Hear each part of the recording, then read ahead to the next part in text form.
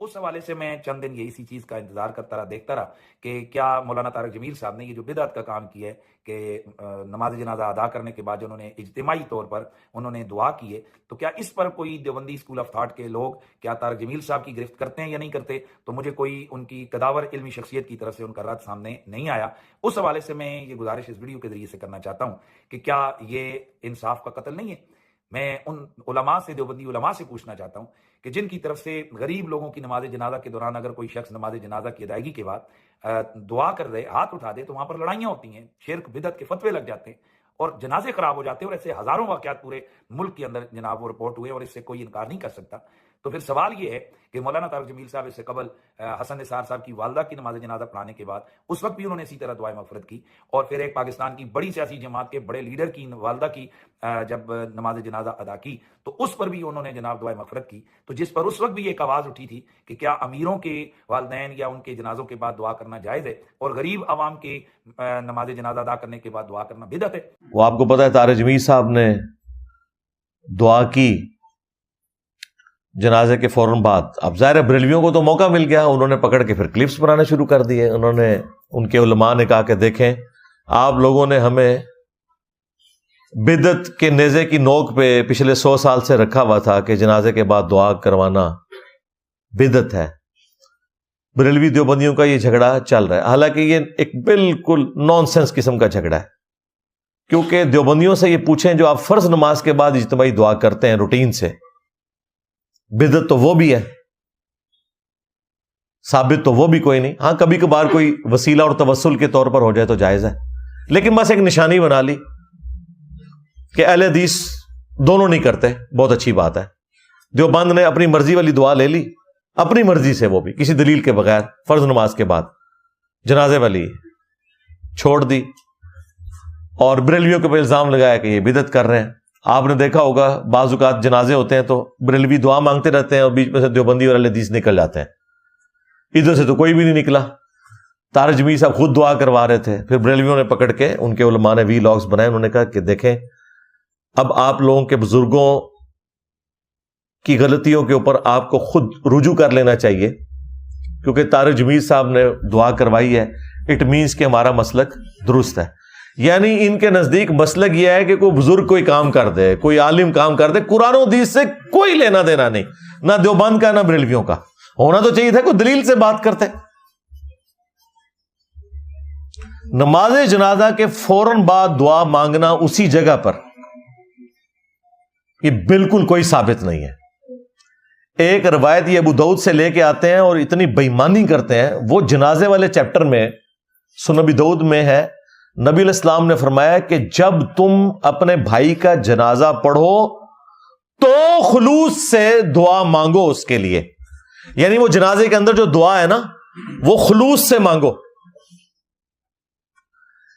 ان کو پتا تھا، انہوں نے جان بوجھ کے وہ الفاظ اٹھائے کہ جی جنازہ پڑھو تو دعا مانگا کرو، اور وہ دعا بعد والی دعا جو اپنی ان کے بابوں کی جاری کردہ تھی نا، اس کو پکڑ کے اس میں فٹ کر دیا۔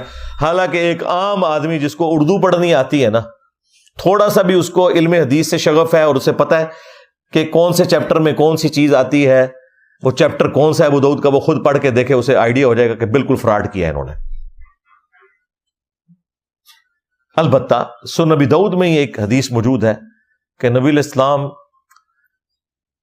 کسی صحابی کو دفنا کر جب فارغ ہوئے تو آپ نے اس کی قبر پہ کھڑے ہو کر فرمایا کہ اب اپنے بھائی کے لیے قبر کے سوالات میں استقامت کی دعا مانگو، اس سے قبر میں سوال ہوگا، آزمایا جائے گا۔ تو دفنانے کے بعد قبر کے اوپر کھڑے ہو کر اجتماعی دعا کرنا اس میت کے لیے کہ اسے قبر کے سوالات میں آسانی ہو، یہ سنت ہے، یہ سنن ابی داؤد کے اندر حدیث موجود ہے۔ جنازے کے فوراً بعد دعا کرنا اسی جگہ پر، یا فرض نماز کے فوراً بعد دعا کرنا اسی جگہ کے اوپر، یہ دونوں کوئی ثابت نہیں ہے۔ لہذا بریلوی اور دیوبندی دونوں اپنے اس عمل میں غلط ہیں، نہ کہ یہ کہ وہ ایک دوسرے سے دلیل حاصل کریں۔ بھائی دلیل قرآن و سنت سے پیش کریں۔ عزتیں تم لوگوں نے اویل کی ہیں قرآن و سنت کے نام کے اوپر، چندے تم لوگوں نے بٹورے ہیں اللہ اور اس کے رسول کے نام کے اوپر عز وجل و صلی اللہ علیہ وآلہ وسلم، سواریاں سوار کی ہیں تم لوگوں نے مکے اور مدینے کی آوازیں لگا کر، اور پھینکیے جا کے بریلی میں، دیوبند میں، اجمیر میں، بغداد میں. غداری کی ہے تم لوگوں نے اپنے نبی کے ساتھ. تو دیکھ لو پھر اللہ تعالیٰ نے تم سے کیسا بدلہ لیا ہے.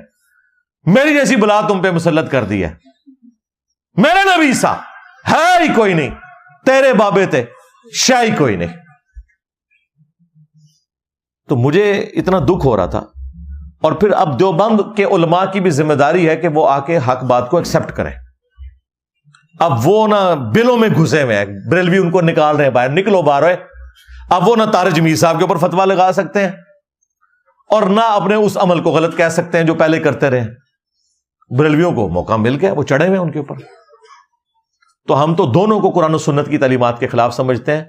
قرآن و سنت سے دلیل پیش کرنی ہوگی. کسی کے ذاتی اجتہاد کو، ذاتی قیاس کرنے کو دین کا نام نہیں دیا جا سکتا. قیاس اور اجتہاد اس وقت آتا ہے جب قرآن و سنت یا اجماع امت میں کوئی چیز نہ ملے. اچھا اس کے اوپر پتہ ہے آپ کو کیا کہیں گے؟ جی قرآن میں ادعونی استجب لکم، اے میرے بندو مجھ سے مانگو میں تمہاری دعاؤں کو قبول کروں گا. تو یہ تو جنرل حکم ہے، جس ٹائم مرضی آپ دعا مانگے کوئی مسئلہ نہیں ہے. اور پھر ساتھ آپ کو یہ کہیں گے کہ دعا مانگنا کوئی گناہ کا کام تو نہیں ہے.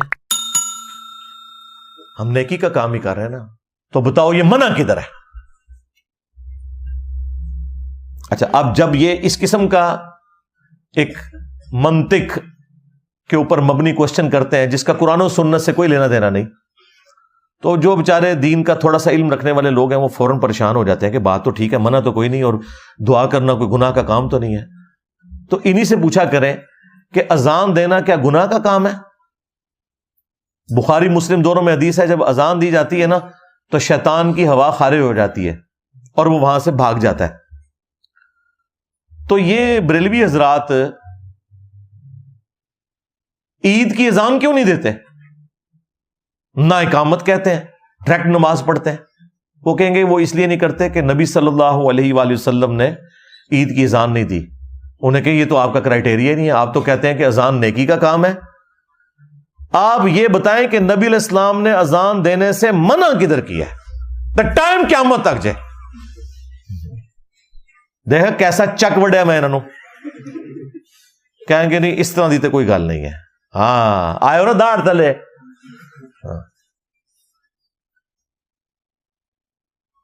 مان جائیں گے پھر خود کہ یہ ڈیفینیشن ہماری غلط تھی. پھر انہوں نے بتایا کہ بھائی ہمارے پاس منع کرنے والی حدیث بھی ہے. صحیح مسلم میں 2005 نمبر حدیث ہے اور یہ موقوفاً صحیح بخاری کے اندر بھی موجود ہے کہ نبی علیہ السلام جب بھی ممبر پر چڑھتے آپ صلی اللہ علیہ وآلہ وسلم کی آنکھیں سرخ ہو جاتی، آواز بلند ہو جاتی، غصے میں اضافہ ہو جاتا جیسے کوئی جرنیل اپنی فوج کو تیار کر رہا ہے. اور آپ فرماتے ہیں کہ میں اور قیامت اس طرح ساتھ بھیجے گئے ہیں جس طرح یہ دو انگلیاں. اور پھر نبی علیہ السلام کا جو خطبہ اس میں نقل ہوا، اور یہ خطبہ امام جعفر صادق علیہ السلام نے امام باقر علیہ السلام سے اور انہوں نے جابر بن عبداللہ رضی اللہ تعالیٰ عنہ سے نقل کیا. اما بعد فإن خیر الحدیث کتاب اللہ وخیر الہدی ہدی محمد صلی اللہ علیہ وآلہ وسلم وشر الامور محدثاتها وکل محدثۃ بدعہ وکل بدعۃ ضلالہ وکل ضلالۃ فی النار. یہ صحیح مسلم میں بھی ہے اور سنن نسائی کے اندر بھی. آگاہ ہو جاؤ سب سے بہترین کلام اللہ کی کتاب ہے، سب سے ہدایت یافتہ راستہ محمد صلی اللہ علیہ وآلہ وسلم کا ہے. بدترین کام وہ ہیں جو خود سے دین میں داخل کر دیے جائیں. اس طرح کے تمام کام بدعتیں ہیں، تمام بدعتیں گمراہیاں ہیں اور تمام گمراہیاں جہنم میں لے جانے والی ہیں. یعنی نبی علیہ السلام کہہ رہے ہیں جو میں تعلیم کروں گا نا وہی ہدایت پہ مبنی طریقہ ہوگا، اس سے بڑھ کر کوئی بھی کرنے کی کوشش کرے گا وہ بدعت ہے. آپ فجر کے 3 فرض پڑھیں گے آپ کا ایک بھی نہیں ہوگا. آپ بے شک یہ کہتے رہے کہ 2 دے پڑھے نہیں کہ میں اپنے کولو چلو ایک فالتو ہو گیا، ایک بھی نہیں ہوئے گا کیونکہ نبی علیہ السلام کے طریقے کے اوپر نہیں ہے.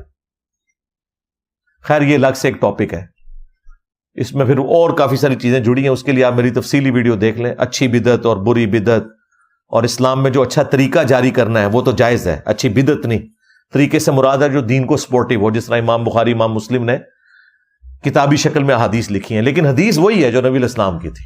ہم نے اور ویلیو ایڈیشن کی ہے، ہم نے کیمرے میں ویڈیوز ریکارڈ کروا دی ہیں، لیکن بات وہی ہے جو قرآن و سنت میں لکھی ہوئی ہے. یہ اسلام میں اچھے طریقے ہیں، ان کے بارے میں الگ سے صحیح مسلم میں حدیث ہے. جو اس طرح کا کام کرے گا اسے ثواب ملے گا، اور جتنے لوگ اس پہ عمل کریں گے ان تمام کا ثواب اس کو ملے گا، اور ان کے بھی ثواب میں کمی نہیں ہوگی. اور جس نے برا طریقہ جاری کیا اس میں الفاظ ہیں سنتن حسنتن اور سنتن سیئتن. اچھی سنت اور بری سنت، یعنی سنت سے مراد طریقہ. اچھی بدعت بری بدعت نہیں ہے، بدعت تو ساری کی ساری فراڈ ہے. بالکل واضح حدیث ہے بخاری اور مسلم دونوں کے اندر. نبی صلی اللہ علیہ وآلہ وسلم نے فرمایا من احدث فی امرنا ھذا فہو رد. جس نے ہمارے دین میں کوئی چیز داخل کر دی وہ مردود ہے. آپ ہوائی جہاز میں جائیں حج کرنے کے لیے، آپ اونٹ پہ جائیں، یہ دین میں کوئی چیز داخل نہیں ہو رہی، کیونکہ وہاں جا کے آپ نے وہی ایکٹیویٹی پرفارم کرنی ہے جو نبی الاسلام نے کی. 7 چکر کاٹنے ہیں، صفا مروہ کی صحیح ہے، وہ ساری چیزیں احرام. جب دین میں داخل کر دیں گے، یعنی 7 کے 6 چکر کر دیں، یا ان چکروں میں آپ یا معین الدین چشتی پار لگا دے کشتی پڑھنا شروع کر دیں. میں نے اپنے گناہگار کانوں سے سنا ہوا ہے، انڈیا کے ایک بوڑھی اور بوڑھا جوڑا آیا ہوا تھا، وہ طواف کے چکروں میں یہ پڑھ رہے تھے. اور بھائی اس سے بڑھ کے تو وہ ایک پیر صاحب نے کہا تھا کہ کچھ نہ آتا ہو تے وابیاں نو گانا کڈیا کرو تسی طواف دے چکراں وچ. نہیں ہے ویڈیو نہیں آپ لوگوں نے دیکھی؟ یہ ان لوگوں کا علمی لیول ہے، یہ آپ کو دین سکھائیں گے اور یہ آپ کو جنت میں لے کے جائیں گے. آپ تو ٹر جاؤ پہلے جنت وچ.